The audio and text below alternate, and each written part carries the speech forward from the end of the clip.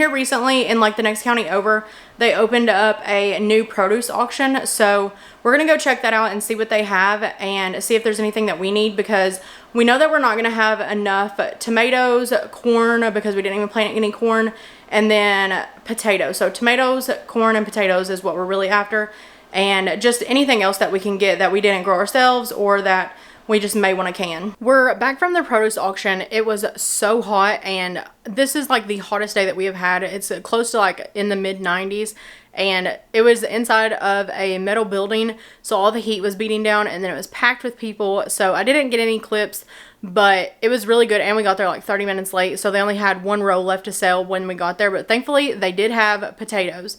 I was hoping to get some tomatoes also, just because I know we're not going to have enough of those, but the tomatoes went super high. They went for like $20 a box, $25 a box, just based on what they were, and usually I can get them at a different source for about $15 a box. So there was no way I was going to pay that, but I did get some really nice Kennebec potatoes because we didn't grow our own. Normally we grow them every single year, and I didn't this year, and I regret it so much. So thankfully they had some and I was able to get them. I'm going to work on canning those. I know a lot of people don't like canned potatoes, but we love them. Only the Kennebec though.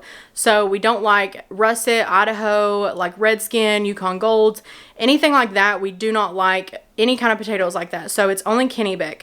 Especially like yellow. A lot of the yellow ones, a lot of people mix up those with Kennebecs, because Kennebec is a white potato and it has less sugar in it. So the yellows, they like pretty much turn to mush whenever you can them. So I always just say, just make sure you don't can yellow ones. But we made sure to get the Kennebec because they did have tons of different kinds of potatoes for sale down there. But thankfully we got there and they did have some of the Kennebecs. So these are the potatoes that we got, and they are new, which another good thing about Kennebecs is the skin is so thin. I don't know, hopefully it'll focus, but I don't know how to make it focus. There.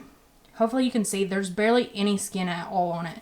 So you can literally just take your nail and scrape it off. I don't want to, but I do not peel them or anything. I like just cut them up. The smaller ones, I don't think I have any that are small enough to can whole, because sometimes we do throw them in with green beans like that. But all of these will probably need to be cut up. But I think I'm going to go ahead and get started on this now. I may not be able to get them all done today, but hopefully I can. There was supposed to be 10 pounds per box, but we just randomly weighed them because we were curious. And most of them have about 13 pounds per box. So we ended up getting a better deal than we thought. We thought we were paying about $1 a pound. But so all of this was about $50. I think it was like 48. But we ended up getting closer to like 60, 65 pounds.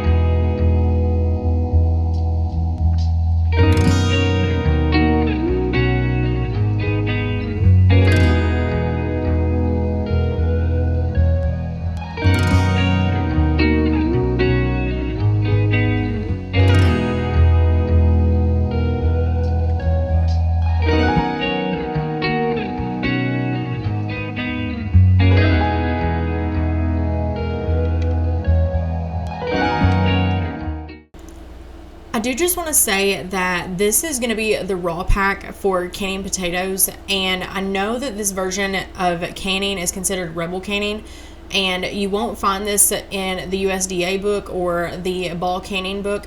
So if you do this recipe, try it at your own discretion, but it will be linked down below and it'll be on my website. Using this method is the only way that we found that we actually like canned potatoes. Otherwise they just get way too mushy because they require you to cook the potatoes before you actually can them, but the canning process, the potatoes actually cook themselves during that process, so there's really no need, and it turns out perfect for us every time, and they're not mushy. They taste great after they're canned with this method. Another key with raw packing potatoes and not getting mushy potatoes is to cut them in big chunks. So you at least want a 1 by 1 inch square, and it's about the size of a quarter. You don't want any potatoes smaller than the size of a quarter, because then they cook way too much, and that's whenever you get a mushy mess. So we like big chunks, and it usually comes out to be a little bit bigger than bite size, and they're perfect for us.